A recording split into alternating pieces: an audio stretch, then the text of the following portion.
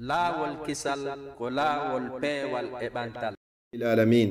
الحمد لله على نعمة الإسلام وكفى بها من نعمة ثم الصلاة والسلام على أشرف الأنبياء والمرسلين نبينا محمد وعلى آله وأصحابه ومن تبعهم بإحسان إلى يوم الدين أما بعد السلام عليكم ورحمة الله وبركاته هرينين غوتو بأن تدر بدين الإسلام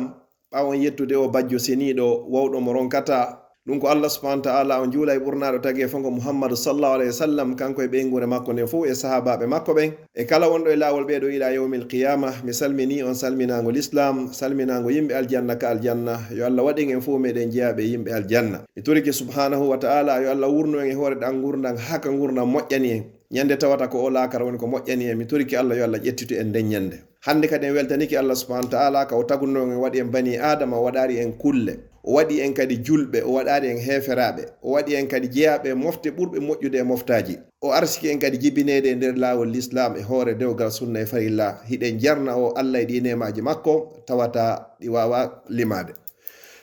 si ɗayi ɗum ɗon feƴƴi ɗen juula e mawɗe du'ano mawɓe meɗen wuruɓe e fatiɓe en toro allah fatiɓen fop yo allah waɗu werde maɓɓe firdawsil ala yeru luttuɓe hoore gurnan ɓen yo allah ɓoynidu en e maɓɓe okkora en feere e fiira e doole wawgol ɗoftagol ɓe yanganoɓe ko alda o yeddugol allah haray musidɗo moɗon ka diina e ka anɗa e ka enɗan e ka leydi Abdallah Diallo Bruxelles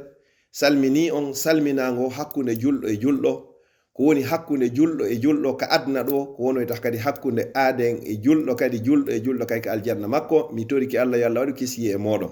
haray mi salmini on ngal duɗal meɗen Grenoble ɗo ko tawata jongandema 2013 hiɗon dogude fino l'islamu ɓantora mi toriki allah yo allah lonto on ka haajuji moɗon keneji e gundoji waɗa barki e ko wonɗon dogude fi muɗum kon waɗa on wonayɓe sabu no l'islamu wata sakitorde e hoore ɗe leyɗe yo allah wurnan on ɓeygureji monɗi waɗa barki e majji waɗa kadi golle monɗen fof hara ko saabi allah o woɗɗintina ɗi yiingo e nani o marana on ɗi ha ñande tawa e ɗonmo ñande tawata jawdi e ɓiɗɗo nafata sina on arɗo ko allah e ɓernde hisude e sirku mi salmini on fuu moɗon jogandema amir on ha hewti sakkitiɗo on mi toranike on jamɓe kisiye jazakumullahu anna wanil islami khayra ɓawo ɗum ɗon kadi mi weltanike on ka handindin ɗon lan e invitugol lan e tawata hara ko fi remugol ngesa e gese allah subhanahu wa ta'ala ko tawata ko ɗum ɗo woni ko tagira ɗen allah subhanahu wa ta'ala on daali oni wo kuntun khayra ummatin ukhrijat linnas on laatike de ko onon ɓuri moƴƴude e moftaji ɗin foppo yaltinanaɗi yimɓe ɓen fof ko taga kon fof adda e hoore ndi leydi haray ko onon ɓuri e moƴƴude fi hon ɗum ta'muruna bil ma'rufi wa tanhauna anil munkar sabuna hiɗon yamira ko moƴƴi hiɗon haɗa kadi ko boni wa tu'minuna billah hiɗon gumɗini allah fiyen wonu mofte ɓurɗe moƴƴude e moftaji ɗin ko be timmine ɗi sardiji ɗo al amru bil ma'ruf wan nahyu anil munkar wal imanu billah yo allah waɗu en ɗo ne laaɗo sallallahu alayhi wa sallam e maaki la an yahdiya allahu bika rajulan wahidan khayrun laka min ad-dunya wa ma fiha nde wawata wonde sabu gorko goto neɗɗo goto fewira sabu ma ko ɗum ɓurma moƴƴande sa okkama e aduna kala e kala kay ko woni e aduna haray inchallahu ƴettugol konngol an ɗo e yeeso ɓe ceernoɓe ɗo cheikhuji ɗo komi woni e yewtirde ɗo ko sabu maako nelaɗo goto sallallahu alayhi wa sallam kaɓe maaki ballighu anni walaw aya yottina nelan hay si tawi ko aya goto ko ɗum mi woni e ƴettirde e konngol sina ɗum ka ɓe cheikhuɓe ɗo woni ceernoɓe ɗo fof woni haray tigi on mi mara wawugol yewtugol ɗon ɗo hay e hunde ko ɓe karamokoɓe moɗon ɗo e ɓe ceernoɓe moɗon ɗo e ɓe ardaniɓe on ɗo ka diina e ka dawla ko tawata koɓe yewtari on kono noon mi yewtiray min baabi qawlihi ta'ala fa dhakkir fa inna dhikra tanfa'ul mu'minin andintin gongol hino nafa gumɗinɓe ɓen yo allah waɗu on e maɓɓe mi toriki allah subhanahu wa ta'ala mi wonɗo e yewtude on mi tororimo inɗe makko ɗen fof e sifaji makko ɗin yo allah arsi kan mi yewta ko yaadi e deftere allah nden e sunna nelaɗo makko on sallallahu alayhi wa sallam wano mi tororimo noon jalla fi ula an yaj'alakum ayyuhal mustami'una alkitab wal mustami'at min allazina yastami'una alqawla fayattabi'una ahsana ulaika allazina hadahumullah wa ulaika hum ulul albab musidɓe julɓe tedduɓe fa'iruni bil qulubi wal asma mi torori on wallitorelan ɓerɗe ɗen e nanɗe ɗen hara kala ko mi yewti ko yaadi e deftere Allah gollitiron ɓay ko immorde Allah subhanahu wa taala. Kala ko lundi ɗum ɗon ƴetton fopp watto yonka poubel hara ɗum ɗon ko immorde e cheytane. miɗo mooli Allah nde mi andintinta on goɗɗum mi ronka wadde. miɗo mooli Allah kadi nde mi wonoyta kolewal hara ko ɓaaroytengal ka hoore yiite jahannama yilte bugoye e nder to wal iyas billah. musidɓe julɓe tedduɓe, ɓe maaki en yewtuɗo fi toɓɓere wotere jeyande e toɓɓe ɓurɗe e himmude tentini enen jooɗorɓe fewndo Occident Europe ga ha Amérique tawata naka leyɗe meɗen hara naka leyɗe innaɓe ko leyɗe julɓe. ko on ɗum ɗum makanatul mar'a al muslima ma ɗum takrimul mar'atu lil islam, ko honno l'islamu on woni ko teddiniri fi sonnajo. est ce que l'islamu on teddini fi sonnajo? jawabu on ko na'am. ko honno o teddiniri fi makko? fino yen andu l'islamu teddini fi sonnajo ko sen andino taw alhaali sonnajo on adu l'islamu on arde. jonno yewtere ande nde yiloto e toɓɓe tati pet inchallahu juutuɗe ma juutayɗe. toɓɓere aranere nde makanatul mar'a fi nuzmu sabiqati ala l'islam, ko honno wonno place sonnajo on e nder société ji avant wonnoɗi ɗin avant l'islamu arde. en yewtay ɗon. toɓɓere ɗiɗaɓere nden kadi yewte makanatul mar'atu fi shari'ati l islamiyya, jon noon place debbo on ɓaawo l'islam on kadi arde. ko honno o wurirno avant l'islam? ɓay l'islam on ari kadi ko honno o wuriri? ko honno ɗiya société ji fof jonnunomo? ko honno ɗi salaninomo? ko honno l'islam on kadi jonnimo? ko honno l'islam woni ko salanimo? toɓɓere tataɓere nden ba'du tafriqatu bayna rajuli wal mar'a, certaines différences kadi entre l'homme et la femme. ko honno sendidiri kadi seeɗa ko l'islam on tawi teddini sonnajo on ha kono o inni koyɗo ko be gorko on e sonnajo on ɓe serta e muɗum. miɗo toro Allah subhanahu wa ta'ala yalla hawrindinan e sawaba hara ko fi Allah woni ko mi yewtiri. o maranalanka bonata ton ha ñande mi tawoymo ha ñande surroɓe arti. al mujtama'u al yunani, société ko wiyete ko yunani grec on, ɓeɗo ko honto ɓe joginno sonnajo, ko honɗum sonnajo marno valeur ka ɓeɗo, ko honto ɓe considéru no sonnajo. jentoɗe moƴƴa. ɓe wi wo kanat tushbihu almata'a fatuba'u wa tushtara fil aswaq. subhanallah. ɓeɗo société grec on al yunan, ɓeɗo ko ɓe considéru no sonnajo wohimo waywanowa marchandise ko yeeyeteɗo soditete kadi ka marché ji. wona goɗɗo rondorta paaniwal muɗum ɗo banana ma ƴetta marchandise yaha ka luumoji, ko ni ɓe ƴettirayno sonnaɓe ɓen ɓe naɓaɓe ka luumoji ɓe yeeya. si marsi awa si wona ɗum telen kikiɗe ɓe banja fi débarasagol e maɓɓe. ko ni o société ɗo jogitorno sonnaɓe ɓen. toɓɓere ɗiɗaɓere nden watu samma rijisan min amali cheytan, fewno e nder o société ɗo kadi sonnajo ko considéra noon waywanowa soɓe wo ko soɓe jeeya ɗum e soɓeji cheytane e golleji cheytane. to samma rijisan min amali cheytan, ko o soɓe jeeyaɗo e golleji cheytane.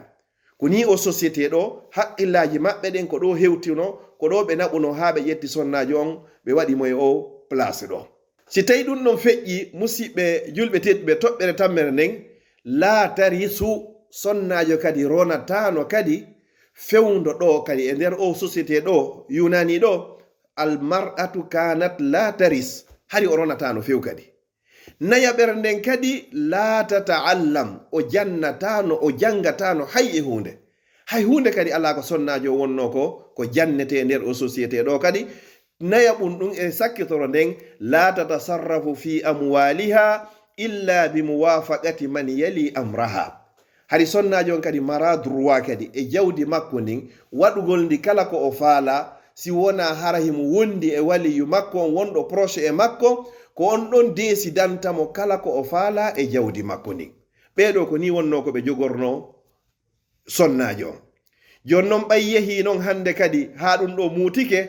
ko honno ɓeyni woɓe développani sonnajo on seeɗa, ɓe waɗanimo al ikhtilatu bayna rajuli wal mar'a. joni fof ko yo jillodire hande kadi o wonata toon ka suudu. ɓay ɗum ɗon kadi jillodirama ko honɗum yaltuno tawi hande kadi jeeno ngon ɗuuɗi e sonnajo on, kala fottuɗo e makko jeenay no faalira, no way wastayi hara hay goto jeeya. o société grec ɗo ko ɗo ɓe yiɓe jogitorno haray sonnajo. go'o ara nunkun harimo waywano marchandise ko yeeyete sodite ka marché ji. ɗiɗaɓum ɗum ko honto ɓe jogitinomo himo wayi wano a soɓe ɗum ko jeeya ɗum e golleji cheytane. Tati on o laatinoke kadi o ronatano si o mayrama modi makko maayi o ronata hay e hunde. Nayi on o marano droit jangugol hay e hunde e fewndo maɓɓe ɗo. Jowi on o marano kadi pouvoir e jawdi makko ndin hay e hunde kadi sina hara himo wondi e waliyu makko on. Yehi ha jeega ɓunkun ɓe jillidirmo hande kadi e worɓe ɓen tawata kala fottuɗo e makko no haton jini ittugol shahawu mum ittay shahawu e makko hara goto ha jaka. Se feƴƴi ɗum ɗon almar'atu indal hunud sonnajon kadi ko honno wonirno fewno ɓe wiyani hunudul humor kadi endiyemɓe ɓen ɗon kadi ɓe inni wo kana ala ulama'ul hunudu alqudama yarawna anna almar'a karamokoɓe maɓɓe adiɓe ɓen kamɓe kadi ko honno ɓe yiruno haray fi sonnajo ɓeɗo kadi ko honno ɓe yiruno sonnajo ko honno ɓe jogitorno sonnajo ɓe inni wo goo on wo sonnajo on tamutu bi wafati zawjiha si tawino yahino ha sonnajo modi makko maayi ko be kan kadi o maaya sabu ko modi makko maayi kon. Ɗiɗi on wa an tuhraqa ma'ahu wa hiya hayya si kamɓe ɓe sunnayno non fure on jonnon si ko modi makko maayi kanko o maayari ɓe ƴettayno sonnajo on ɓe sunnidamo e fure modi makko mayɗo on hande kadi ɓe inna o mara hande kadi droit wurugol hande kadi. Si ɗum ɗon feƴƴi wo kanat tuqaddamu aidan wo qurban lil aliha ɓe ƴettayno sonnajo on kadi ɓe jonna reweteɗi maɓɓe ɗin wo ɓe ɓattoriɗi hande kadi wano arabu ɓe ƴettayno ñameteji naɓa ko noon ɓe ƴettayno sonnaɓen ka ɓe naɓana reweteɗi maɓɓe ɗin kadi ɓe considiranomo hay hunde. Ɓe ini wo almar'atu aswa'u minan nari wal maut e nder o société ɗo kadi wo sonnajo hino bonuno hiɓe añunomo ɓuri ko ɓe añi mayde hiɓe añunomo ko ɓuri ko ɓe añi kon kadi ko wiyete kon yiite. Ɗum ɗo ko fewndo indal hunud mi fillito karamo ko maɓɓen ko honno yiruno wo sonnajo on oɗo si modi makko maayi ko be o maaya ɓe ƴettayno fure modi makko on mayɗo on nde ɓe sunnamo ɓe ƴetta sonnajo kadi wuruɗo on kadi ɓe sunnidamo e modi makko mayɗo on kadi subhanallah. Ko ɓeɗo woni sunkude hande noon ɓe nayen jonnide sonnajo droit makko on ɓe ƴettino wuruɗo ɓe sunnimo fi modi makko maayi ɓe ƴetta sonnajo on kadi fi ɓattolgol rewoteɗi maɓɓe ɗin kadi hiɓe añuno sonnajo ɓuri ko ɓe añi kon ko wiyete mayde maɗo yiite. Si ɗum ɗon feƴƴi almar'atu indan nasara ka chrétien ɓe ɓen kadi avant ko honto ɓe jogitino sonnajo avant l'islam on ɓe yinni goo wo laysa laha alhuququ al asasiya o marano droit hay e hunde kanko sonnajo janɗi fanɗi laba kani sonnajo mara droit himo waywa ko sodete sotte. Wo ɗiɗi on laysa laha attasarrufu fi amwaliha o mara kadi droit e jawdi makko ndin hay e hunde si tawi himo mari jawdi fop haray hande kadi ko waliyu makko on jeeyi. Ɓe wo innaha kanko kadi wo khuliqat li khidmati rajul oɗo kadi ko wo ko tagirana wo ko fi kurkanagol fi boydinanagol wo haray gorko on o tagiraka de kanko fi yo wuru gurdan hay e hunde. Ɓe wonɓe sonkude fewre meɗen fewno ɗo annasara ko ɗo ɓe jogitirno sonnajo. Wo dalle années 1805 wo on sey sonnajo hari yabi'u lirrajuli aw yabi'a zawjatahu sari yabihu no dagani arrajulu gorko on an yabi'a zawjatahu no dagani gorko nde o ƴettata ɓeygu makko o naɓa o yeeyoya so be zonni ko e mbuuɗi masi o mettitimo dalle années 1805 hari ɗum ɗo no tawaka constitution maɓɓe sa ƴeɓɓi keye sonnajo o wayiwa keye so wondi ka suudu ha ndaari a tawi a ronki hiɗa wawi ƴettude naɓaka marché yeeyita hande kadi yiru ko faalaɗa o na nene makko na babe makko na koto makko hay goto ala landitotoɗoma haray ko ni kadi annasara o wonno ko jogitorno sonnajo avant l'islamu arde. Mi fillitogo o marano haqqe hay e hunde droit hay hunde o marano. Ɗiɗi o mara kadi droit e jawdi makko nin hay e hunde. Tati on wonnema ko tagana ko fi kurkanagol gorko. Nayi on dalle années 1805 haray no sellanayno gorko ka o ƴetta ɓeygu makko o naɓa o yeeyitoya. Se gaynika al yahuda e gaynika an nasara e gaynika yunane grec aren non ka arabuɓe ɓe almar'atu indal arab arabuɓe gay ko honno ɓe jogitorno sonnajo on avant l'islamu arde ɓe arabuɓe ɓe yetton ande de ko l'islam woni ko moƴƴini ɓe ala ko ɓawli ɓernde ɓuri ɓe kono l'islam on ari hande kadi moƴƴintini ɓe yeru moƴƴuɓe ɓen waɗi si ɓe moƴƴi fewndo ɗo ɓe ni wo almar'atu inda al arab wo yarawna anna almar'atu la haqqa laha ala zawjiha sonnajo mara droit hay e hunde e hoore modi makko si modi makko inni yo ñallu darade ko yo ñallu darade fi honno o mara droit hay hunde e hoore modi makko ɓe inni kadi fewndo arabuɓen ɗo wo ibnul akbar kana yatazawwaju bi zawjati abi wo hari kadi si tawi joni babajo on maayi himo acci ɓeynguli haray ɓiɗɗo makko jano on ko on ɗon jombitata ɓeyngu ben muɗum fi honɗum hiɓe considéri debbo on ɗon wastayi ko dondi wano o ronirta jawdi ndin noon ko noon o ronirta kadi ɓeyngu ben makko simo falama mo jommude ko ƴettu tun lincum o liɓa e hoore makko so liɓi lincunkun e hoore makko o bugike makko ko ɗum o holli haray hande kadi o roni si tawi o waɗari ɗum ɗon ko holli o falaka himo mari kadi haqqe kadi roningol mo kadi jombinoygoy ko kala mo o faala kadi seedi ko jawdi ko ben makko acci ko kanko andi no waɗata si ɗum noon feƴƴi wa atabaraha ɓe jogitori oɗo honno o sonnaji ɗo wonnema kalmal himo yeyi wono e jawdi roneteni ɗin kankadi ko roneteɗo o ronama debbo on yiɗi yiɗa ɓiɗɗo jano on ko on ɗon ronatamo ben mum acci on si tawi kanko o falaka koyo ƴettu o ronni mosa sonnaji on yiɗi yiɗa hande kadi ko ɗum no wonno fewndo arabuɓen si ɗum ɗon feƴƴi kadi honno arabuɓen ko honnuɓe latino hiɓe waɗayno ko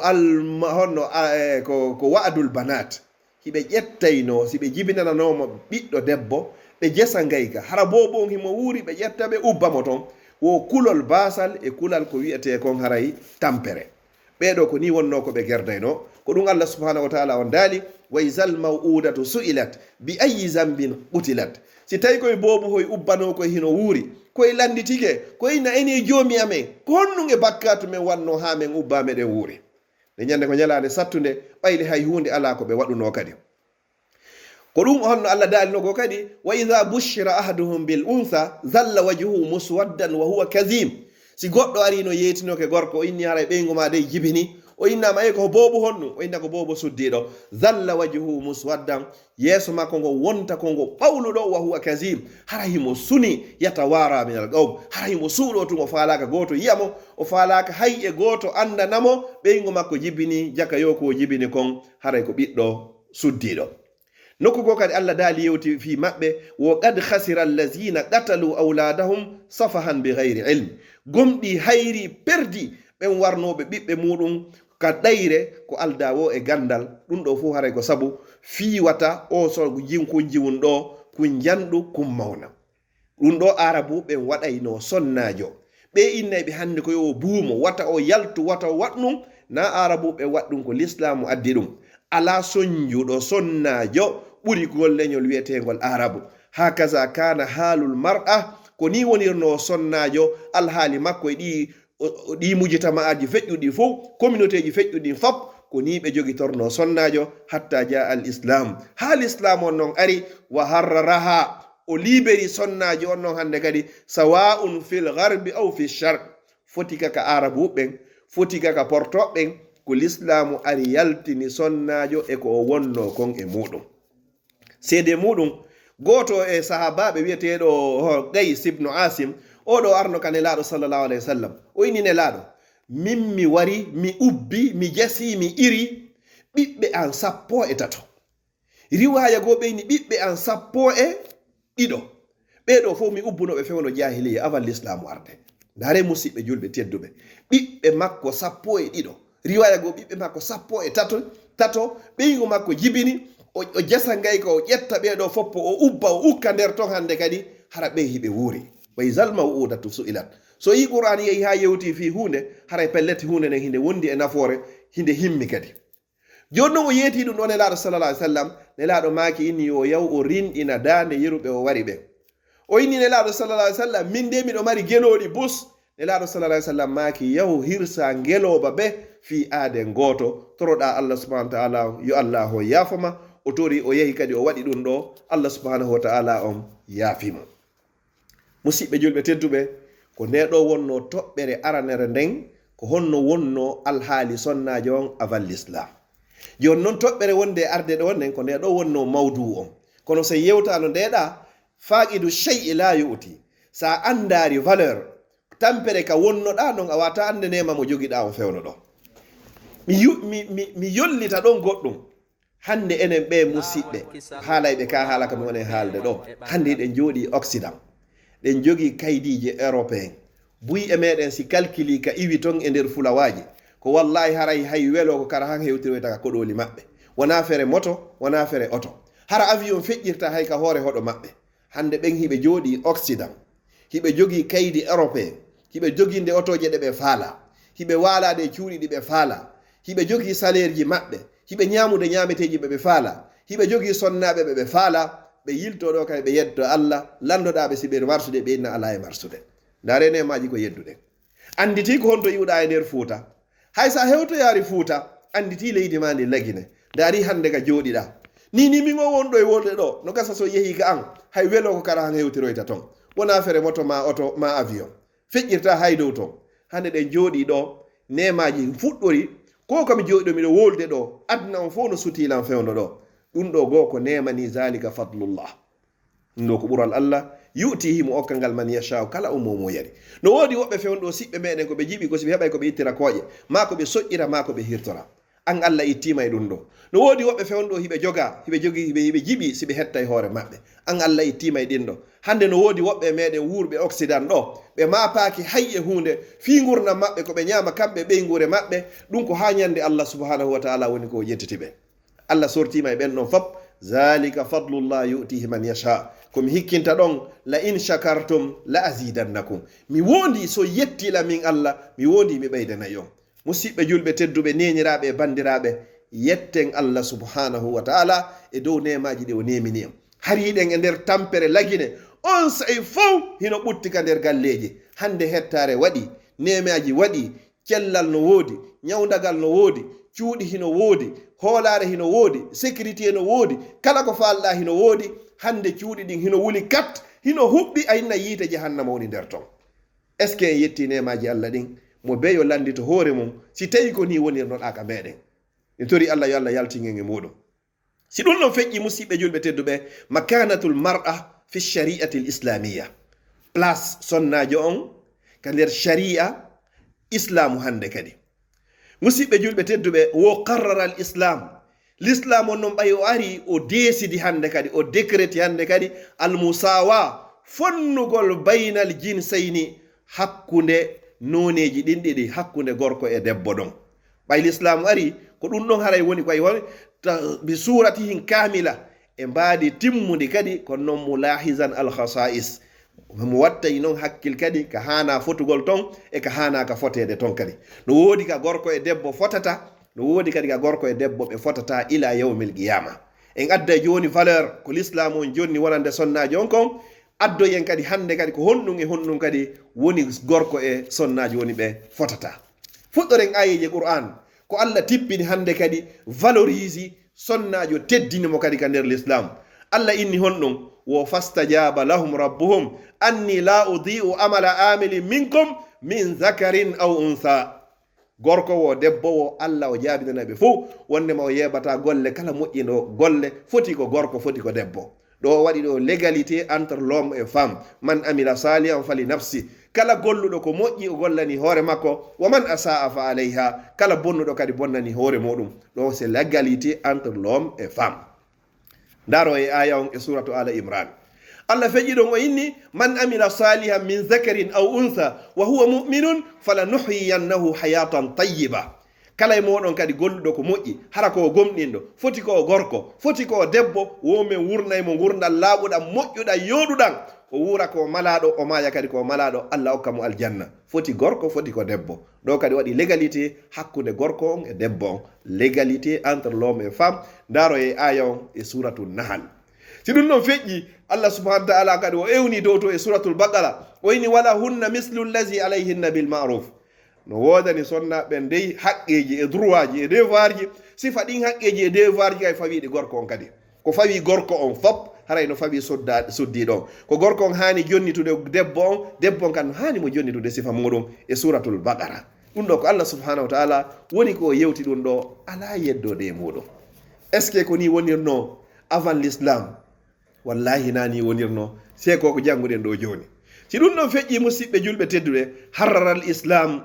harramal islam, l'islam kadi ari o harmini wa'adul banat, ubbugol jiwoy koye hara hikoye wuuri koye heɓe ha koye gayno yalti koye ubbe l'islam inni hino harmi.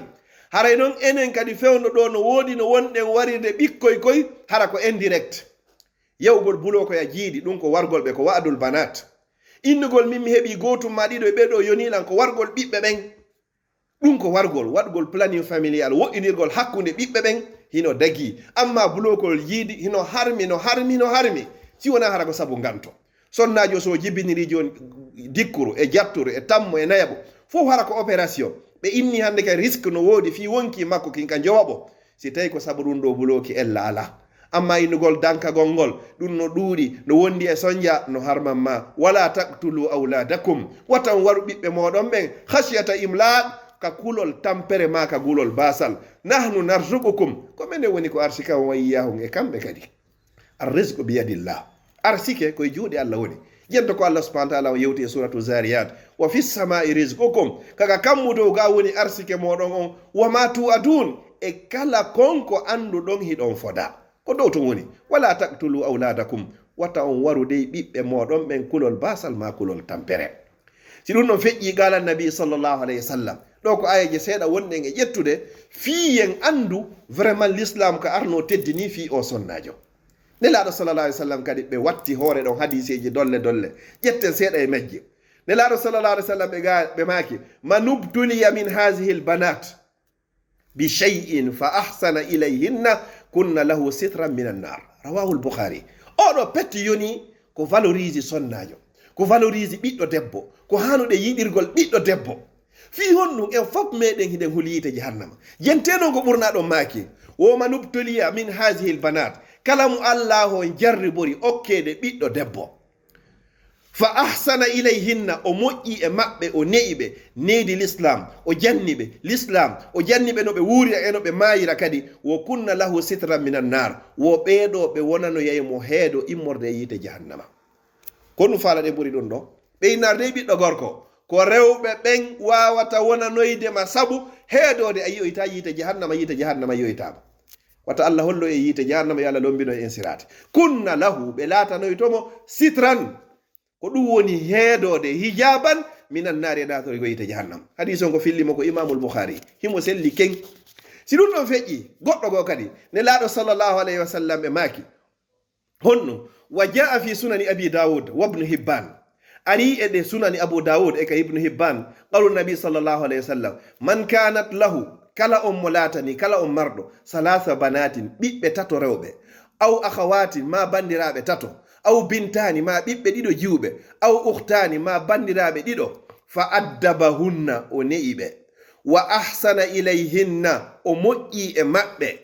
o moƴƴi e maɓɓe hattirde e moƴƴagol, wa zawwajahunna, o resiniɓe kadi ɓayɓe hewti resugol, wo falahul janna, o ko aljanna wodanima. kono faalen kadi ɓuri no ɓuri aljanna. oɗa nane en daɗi yiite ngen ɗo en heeɓi aljanna o, kono kadi faala ɗen ko woni daɗugol ko daɗugol yiite heɓa aljanna. wo kala mo allahu on arsiki jardi ɓuri ɓiɓɓe tato rewɓe, ma bandiraɓe tato, ma ɓiɓɓe ɗiɗo rewɓe, ma bandiraɓe ɗiɗo, wo o ne'iɓe neydi l'islam, o moƴƴi e maɓɓe, o resiniɓe si ɓe hewti sanga resede, wo falahul janna. nela sallam wo ko aljanna woni ko wadanimo. rawahu l'imam al-bukhari. siko ɓiɗɗo, siko bandirawo, hara na yayino ko tumande ɓiɗɗo an on jombete wo mi risata, suudu andun darnete, mi yata hajju mi yata hajju mi hajjoyta, mi yata mi waɗoya umra, ko honde tuma mi heɓata magasin, ko on sa mi heɓata bédik. la zawwajahunna, o resiriɓe hara ko liwaji hilla, wo haray falahul janna, no waddanimo aljanna. teddugal ɓuray ɗum ɗo. a yiɗiray ɓiɓɓe rewɓe ɓen aw hay so tawi ko sabu ɗum ɗo. mi toriki Allah kala jogiiɓe ɓiɓɓe rewɓe ɓen yalla okkuɓe giggol yiɗugol ɓe. ɓiɗɗo debbo no yiɗanne baaba haano, kono ko so tawi ko marɗo woni andi valeur muɗum. mi toriki Allah yalla fewnan en ɓe ɓiɓɓe meɗen hoore lawol islam. si ɗum ɗon feƴƴi ɓurna ɗon ɓe maaki kadi ka tappugol arabu ɓen holla ɓe ko ɓe wonno wadde kon, ubbugol ɓiɓɓe rewɓe ɓen hino harmi imam muslimu filli ɗo an anas ibn malik radiyallahu anhu qala rasulullahi sallallahu alayhi wa sallam man ala jariyatayni kala on newɗo ɓikkoye ɗiɗo yiwoy hatta tabluga haɓe hellifa wo jaa yawma alqiyamati wo arya yawma alqiyamati ñalande dargal ana wa huwa ka hatayni fil janna wo min e makko hara meɗe way won waɗi kolli ɗo ɗiɗi ɓurdi ɗo ni ko ni place ma on e place nelaɗo sallllahu alayhi wa sallam o ɓuyirdiroyta ka ndel aljanna. imam muslim woni ko filli oɗo. si tawi noon a yeehi nelaɗo sallllahu alayhi wa sallam an ɓe makko ko yergo koyɗo ɓurdi kon hiɓe 7e étage hiɗa 6e ma hiɓe 8e hiɗa 7e ma on fof wono yi 7e étage haray ko ɗum ɗaɓɓata ɓuri ɗum ɗo a huɗi ton yiye ɓurnaɗo tagi fo ngon sabu ko dankiɗa ɓiɓɓe rewɓe ɓen teddini ɓe ayni ɓe hiwi ɓe resini ɓe e jonnaɓe dewgal sunna e farilla hara ko wawayɗo ɓe dankade wawayɗo ɓe hiwde wawayɗo ɓe teddinde sabu no nelaɗo sallllahu alayhi wa sallam ɓe maaki ma akramahunna illa karim teddinta ɓe sonnaɓe yiɗa ɓe bungina ɓe weltora ɓe illa karimun wosi wona aden tedduɗo wa ma ahanahunna hoynata ɓe noon kadi illa la'inun wona sina aden huɗaɗo mo allahu malkisi ukkoytoɗo yite jahannama ko on piyata luubo hoyna dampa worɓe goo ɓe andi ɓe wawi karate wo e boxe wo e ɓeyguli maɓɓe ɗin subhanallah en yiya joni hadis on aroya yeeso ga inchallah si ɗum ɗon feƴƴi nelaɗo sallllahu alayhi wa sallam toujours ɓe yetade en valeur ko l'islam on jonni on sonnajo ko Allah subhanahu wa ta'ala on teddini fi ngutago Allah ka wiwno ɗon en général wala kadi karramna bani adam foppuno natori nder ɗon rawal imamu ahmad fi musnadihi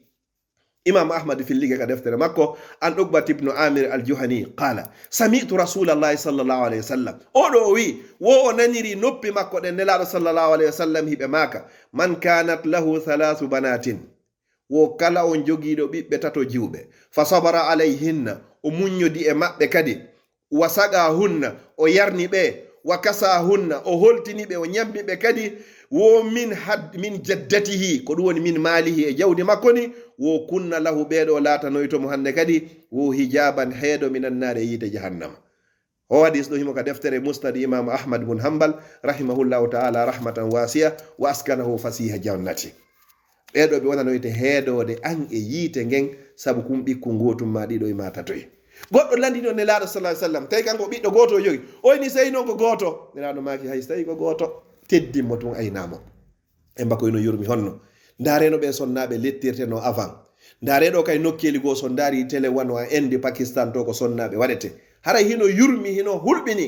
yo Allah dandu en tawdo e de ɗum ɗo yo Allah dandu en hoyde ɓe sonnaɓe ande pellet ko marɗa gandal wo ko sonna joni ko jibinma ko wonɗa lanɗo wo ko sonna joni ko jibinma anda ko marɗa jawdi o ko sonna joni ko jibinma ko wonɗa mawɗo wo pellet ko sonna joni ko jibinma teddinen ɓe sonnaɓe teddintaɓe sina aden tedduɗo hoynataɓe sina aden jasuɗo yo Allah dandu en tawede ɓenno amara allahu subhanahu wa ta'ala bihtirami zawjati wa mu'asharatuhunna bil ma'ruf Allah yamiri en wo teddingol ɓe sonnaɓe e wondirgol maɓɓe kadi no ɓuri e moƴƴirde no labira qala subhanahu wa ta'ala wa ashiruhunna bil ma'ruf wondire e ɓe sonnaɓe bil ma'ruf no andira non no goɗɗo hani wondirde e sonnajo muɗum teddinamo ñamminamo holtinamo honnamo ñawdamo kadi so tawi o nawni kadi ɗiɗo ko haqqeji ko fawi en enen worɓe ɓen e hoore sonnaɓe men ɓe wa qala sallllahu alayhi wa sallam ɓurnaɗo tagi fon kadi ɓe maaki wo khayrukum li ahli on fof moɗon so moɓidirama ɓurɗo moƴƴude e moɗon wo ko ɓurɗo moƴƴude e moɗon e ɓeygure moɗon ɓe maaki ɗon wa ana khayrukum li ahli on foppo kadi ko min ɓuri on moƴƴude kadi e ɓeygure annen kadi si ɗum ɗon feƴƴi nelaɗo sallllahu alayhi wa sallam ɗi hadiseji ɗo wo zakara alqur'anul karim al ihsanu ila alwalidaini fa qal toujours qur'ana on kadi arti himo jantade valeur nene e baba ko sabu ɓe woni si woda ɗen hande e hoore o aduna so yi joni enen jooɗi ɓe occident hande a germay ɗo nene ma e babe ma fiɓe ñamama 50 euro ma 100 euro wallahi sa mayde muɗum ko yite jahannama haray no hulɓinanima wa qada rabbuka alla ta'budu illa iyyahu jomi ma de o ñaawi ko satti o wataw rew si wona kanko kon ɗum hikkini yeso ɗon wa bil walidaini nene e baba ihsana wo ko yen moƴƴo e maɓɓe ko yen teddimɓe wa in jahadaka ala an tushrika bi ma laysa laka bihi ilmun fala tutihuma si ɓe wenjodi e ma fiya sirkanan min Allah inni hon ɗum fala tutihuma wata tewtoɓe na wata ɗoftoɓe ko wata tewtoɓe wa sahibuhuma fi dunia marufa wondira e maɓɓe noon ka aduna ɗo no ɓuri e moƴƴirde ñammingol ɓe ñawdugol ɓe holtingol ɓe teddingol konngol e maɓɓe ɓe waɗu mi waɗi accu mi acce si ɓe faalaɓe wono julɓe si ɓe faala yo ɓe accu ɗon hay si tawi ko heferaɓe no waɗɗima teddingol ɓe ñawdugol ɓe ñammingol ɓe holtingol ɓe honnugol ɓe kamɓe dina maɓɓe ton Allah inni wa sahibuma fi dunia marufa ko ɗum o laɓɓinma ihsanan ko ya moƴƴo e maɓɓe kala besoin ko ɓe landima jonnitaɓe ko ɗum noon Allah daali ɗo kadi wo wa abudullaha wo rewe Allah wala tushriku bihi shay'a wata sirkam ɓe hay hunde wa bil walidayni ihsana nene e baba kadi wo ko yo moƴƴo e maɓɓe kadi a yeyi ɗo noon gorko suusuɗo reedu ma debbo suusuɗo reedu pellet ɗum ko cuusa reedu nana ina kanko baabe makko hiɓe taƴodiri ma nene makko hiɓe taƴodiri woni ñallal ɓe yewtama o kupanaɓe téléphone on ŋermaɓe o watta ɗon hara ɓe suusata wolugol Allah walla ma tun ndeɗa maya hara yiite ngen ɗanike nango toon cikkoytoɗa dalil meɗen e duuɗum nela ala sa sallam e maki wo rida rabbi fi rida al walidain wa sahatu rabbi fi sahatu l walidain wo yarluye Allah on no yarluye nene e baba tikkere Allah ne no tikkingol nene e baba si ɓe namayi ɓen no tikkama ko yiite jahannama cikkoytoɗa naata lutta kadi tefore nelaɗo sallllahu alayhi wa sallam hewtoytama dalil meɗen e muɗum nelaɗo sallllahu alayhi wa sallam ñande go hiɓe ƴewa ka mimbar ɓe maki amin amin amin laabi tati tammo on ko jibril innuno amin kamɓe kadi ɓe innaɓe innu amin no tawa e ɓen ɗon tato amin woyo luttoy ka nder yiite jahannama lutta to yaltoyta tefore maɓɓe hewtoyta kala wuuriduɗo e nene mum e ben mum haa ɓe faati tawata a kurkanaki ɓe a yanganaki ɓe a teddinari ɓe fi yo wawa wonde sabu ko hokkuma aljanna jibril inni amin nelaɗo sallllahu alayhi wa sallam kadi maki amin e bandiraɓe e sukaɓe ƴagganayɓe mawɓe muɗum no woodi woɓɓe wallahi fewno ɗo ni hara kamɓe mawɓe maɓɓe ɓe hiwrodirta no woodi woɓɓe nini hara hay ñiiri julde mafe julde ma coñci julde hara ɓe naɓanari nene maɓɓe ben maɓɓe hara compte ji maɓɓe ɗi no heewi tew mi naɓi ha mi ronki min mi ronki tigi tigi on wotoro asanta sentere mi ronki komi naɓi hoyɗo senditude ya subhanallah wallahi summa wallahi goɗɗo yawno o bambi yumma makko o hajjini ɓe hajju ha hajju lanni few ka raɓɓindingol o ari o lanni nelaɗo sallallah alih w sallam ene nelaɗo mi totti haqqe ko nena waɗani lanko nelaɗo mako sallah alih sallam ya subhanallah ottande wotere ko nene ma otti fewndo wonɗa ka nder reedu a wawari yoɓitude ɓe mo ɓe men yo ndaaru sonnajo so heeɓi lebbi jeenayi ko honno woni alhaali makko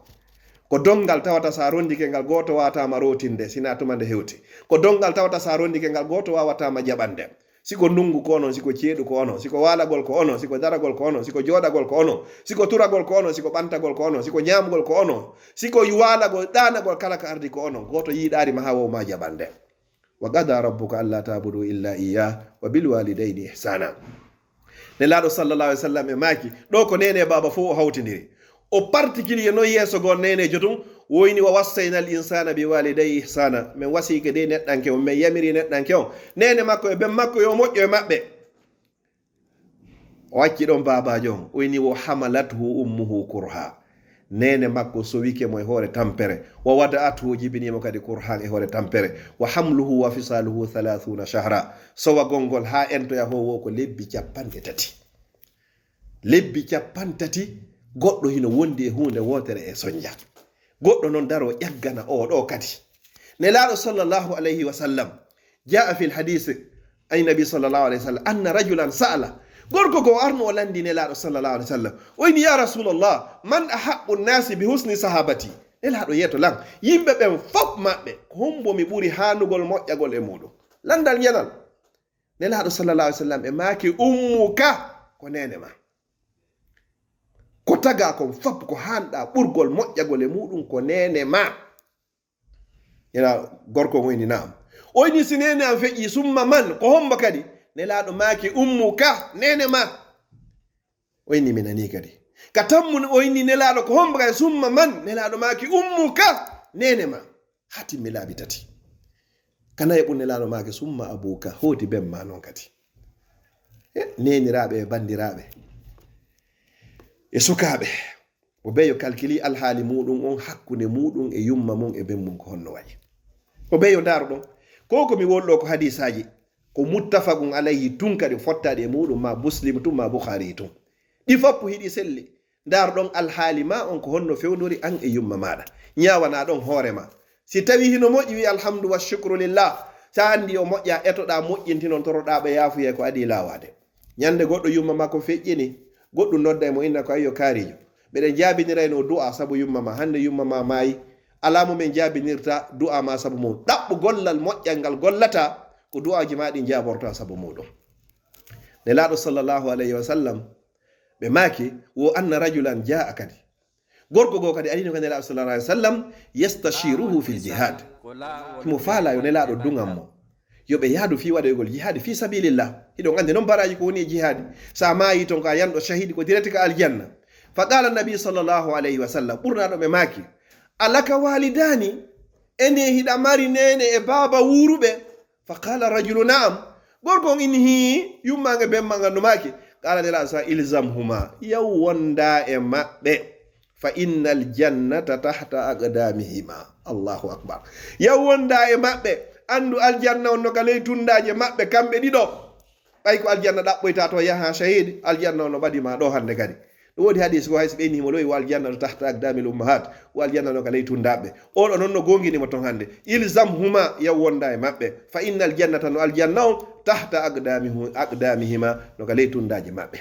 a yiyay noon goɗɗo enen ɓe wurɓe occident, Europe ma, Amérique ma, kala ko wonirɗa e yaasi, a naɓanayi mawɓe maɓe jawdi ha otoji e piiji fof, woɓɓe naɓɓani ɓe hay golloɓe. ya ha mawɓe maɓe ina joni komi faala wo tigi tigi on haray ko yi'ugol ma. inna nene fe on non wawata yahugol fi honno sabu golle ɗen no natiri ɗo, no yaltiri ɗo, no juuti, no raɓɓiɗi, mi wawata waɗugol ɗum ɗo. haray aɗi ganari ɓe goto Uwais wiyeteɗo Uwais wurnoɗo e nder Yaman.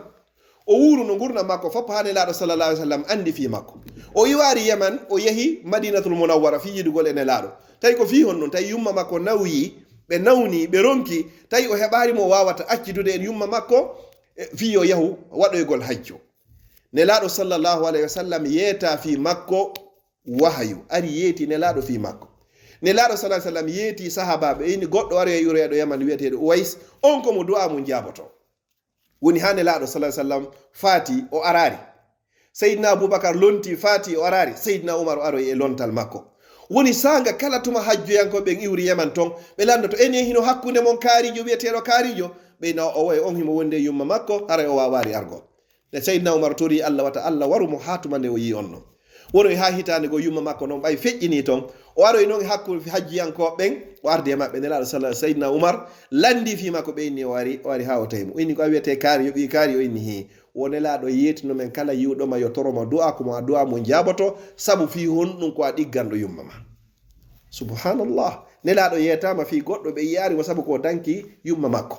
si ɗum ɗon feƴƴi musidɓe julɓe te, ɗum fof ka teddingol sonnajo ni. Fir'auna ari e qissaji ko wiyete kon athar, Allah acciremo ka pouvoir pendant 400 ans, duuɓi temeɗɗe nayi Fir'auna no laami. o wowli ko wowli, o inni ma alimtu lakum min ilahin gayri, o marade weteɗo si wona min. o inni ana rabbukum lala, komi woni Allah mo ɓurɗo towde on. Allah tertimo ɗon. karamo koɓe go ɓe inni ko Allah accirnomo ɗum ɗo fof nde ɓewre ɗo, wo mo jogino nene hari mo ɗigganno nene makko. kefero ɗiggani yumma mum, kefero Allah ya yurminimo, ko honɗum sikkuɗa an sa ɗiggani yumma ma a julɗo ɓi jollo.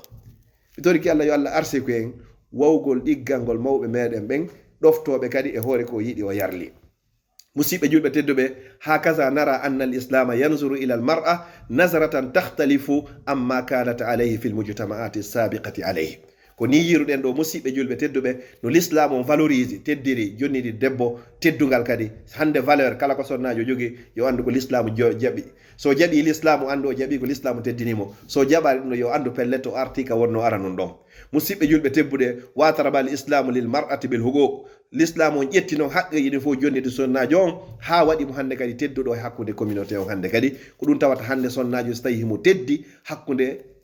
communauté ji ɗin fop hande hiɓe sonkude légalité entre l'homme et femme. andu ɗum waɗino haray l'islam on teddinino oɗo wo bi itibari ha udwan fil mujtama il islami. hande l'islam on waɗi sonnajo ko membre e nder communauté on, kala ka o yaari, kala ka moɓonira si sappo moɓiga tawa ɗiɗo ma tato fof haray ko rewɓe. ɗum wodi poste jigo fewndo kala ka yarɗa tawa ɗon ko ɗumen rewɓe ɗum woniri ɗon kadi. si ɗum ɗo feƴƴi l'islam on haɗarɗo hakke ko valorise sonnajo on, o jonni sonnajo on ko jonnari gorko on. mi yetton nden hunde ko honnu wa anzala bismihinna kam, o tippini e inde sonnaɓen suratan fil qur'anil karim, simore ka nder qur'anul karim, fi suwari tiwal, hara kadi koye suratuji juutuɗi ɗin kadi hiya hiya suratu nisa simore ndi fi sonnaɓe ɓen no jante e maggol kono yiyata to suratu rijal simore ndi fi worɓe hino jante e maggol ɗum ala ton kadi har ko suratuji ɓurɗi juutuɗe ɗin kadi o waɗi simore nden ko fi sonnaɓe ɗon gasari o waɗi simore fi rewɓe kadi o waɗi spécial kadi o wowli inde goɗɗo suratu mariyam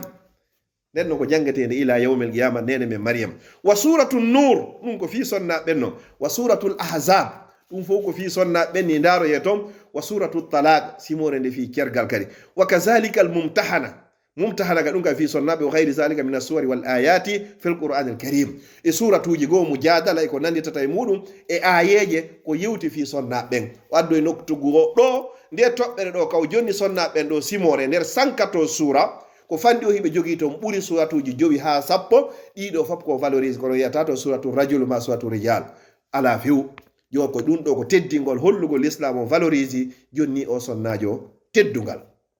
si ɗum ɗon feƴƴi walizalika ko sabu ɗum ɗo la tastahrigu isan ɗum ɗo waɗi hande kadi annan nisa e sonnaɓe ɓen hande kadi ɓayɓe allah l'islam o valorise ɓe waɗa sifa ni wonayo ngalɗin en allah nastahriwa wata en ngallu isan honno en tawi nisa an sonnaɓe bayna sahabiyat e hakkunde sahabaɓe ɓen kadi ɓeɗo ɓe ƴettino bi amalin lam taqum biha hara ɓe wawano golle nisa on fil mujtama'at al jahiliya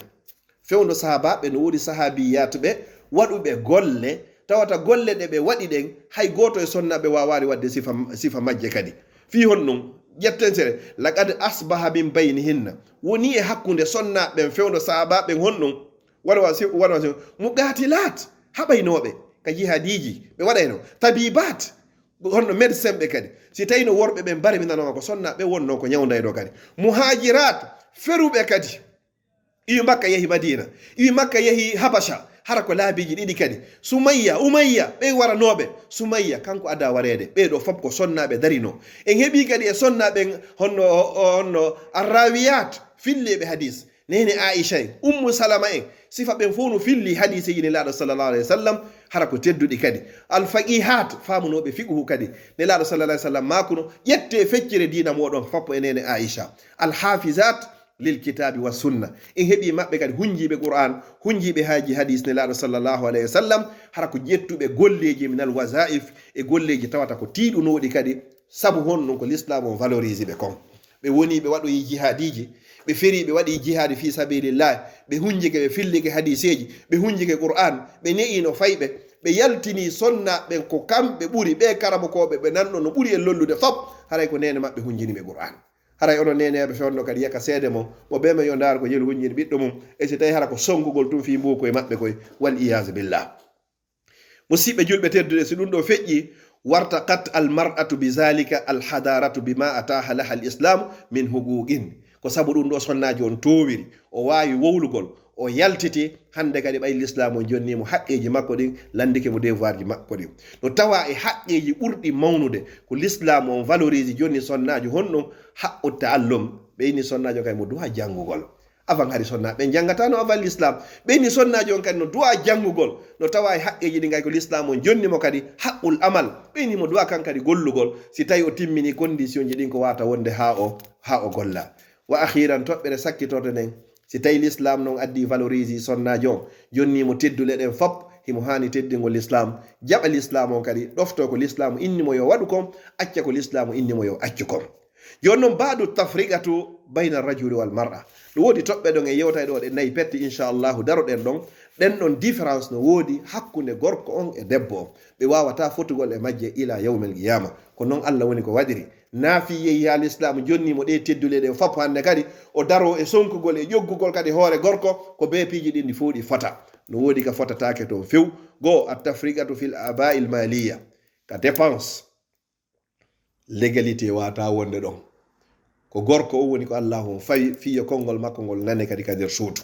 الرجال قوامون على النساء بما فضل الله بعضهم على بعض وبما أنفقوا من أموالهم cembe gorko e cembe debbo na gotum ko ƴetti jande wono e ko dépensata konko ɗum watta si konngol makko ngol nane ka nder suudu woni goo ɗiɗi alqawamatu alal usra daragol e hoore ɓeygure nden inna ko ɗum ɗo watte ko ɗum ɗo accete har nayi gorko woni dayusu ka nder suudu be sonnaji on jaɓa ɗum ɗon kay ɗofto kadi andi allah ino to wala hunna mislu llazi alayhinna bil ma'ruf wayne wali rijali alayhinna daraja kono noon haray gorko no jogii toon supériorité seeɗa e hoore makko kanko sonnajo wo tati on wo attalagu cergal ngal wo attalagu ko biyadi rajuli la biyadi l mar'a cergal ko woni koye juuɗe gorko naajoɗe sonnajo ndey sonnajo on kannun no mari droit ko wiyete kon al khullu ko ɗum woni tortagol hoore mum ɓoragol si tawi condition ji ɗin timmi ko tortorta kon si tawi ɗum noon feƴƴi wa akhiran naya ɓunkun kadi honno a tafriqatu bayna rajul al mar'ata fi shahada différence on hakkude gorko e sonnajo ka seede si ari seedi tagol gorko goto haray ko rewɓe ɗiɗo arata place muɗum kadi si ari kadi ka dondi kadi geɓal gorko goto ko sonnaɓe ɗiɗo woni ko seddata haray yewtere nde nde lannari par ce que développari ɗe toɓɓe sakkitije ɗo ko honno wata wonirde en waɗi tungal résumé comme ko hande woni fuɗɗode nden inchallahu ka duɗal meɗen ɗo inchallah honaki ñande go naate wawe yañugol ɗe toɓɓe ɗo kadi bisnillahi taala in kana min al umri baqiya si tawi allah subhanahu wa taala no accidi en balɗe e cellal mi toriki allah subhanahu wa taala o torotoɗo jaabina okkorayɗo en haysen torakimo yo allah waɗu hara ko fi allah mi yewtiri maranalan ko bonata toon ñande surroɓe arti mi toriki allah subhanahu wa taala on okkayɗo har hay sa torakimo yeddamo o okkorama onon ɓe cincuɓe ngal duɗal yo allah waɗu barki e moɗon e duɗal ngal e ɓeygureji moɗon ila yawmil qiyama mi toriki allah subhanahu wa taala on kala ndaroyɗo ne yewtere ɗo o feƴƴiniroyne li waji hillahi taala yo allah lumbinoyme sirate ñande tawata lumbugol sirate hara hino satti mi toriki allah subhanahu wa taala on yo allah moƴƴinange no moƴƴina e leydi lagine ndin yo allah waɗu leydi lagine leydi ɓurni moƴƴude e leyɗele yo allah hokkore lamɓe fewɓe nunɗuɓe huloɓe allah yo allah waɗu enen kay lamateri fewni nunɗuɗi huloni allah ya rabbal alamin aqulu qawli hadha wa astaghfirullah li wa lakum fastaghfiruh innahu huwal ghafurur rahim wa akhiru da'wana anil hamdulillahi rabbil alamin. laawol kisal ko laawol peewal e ɓantal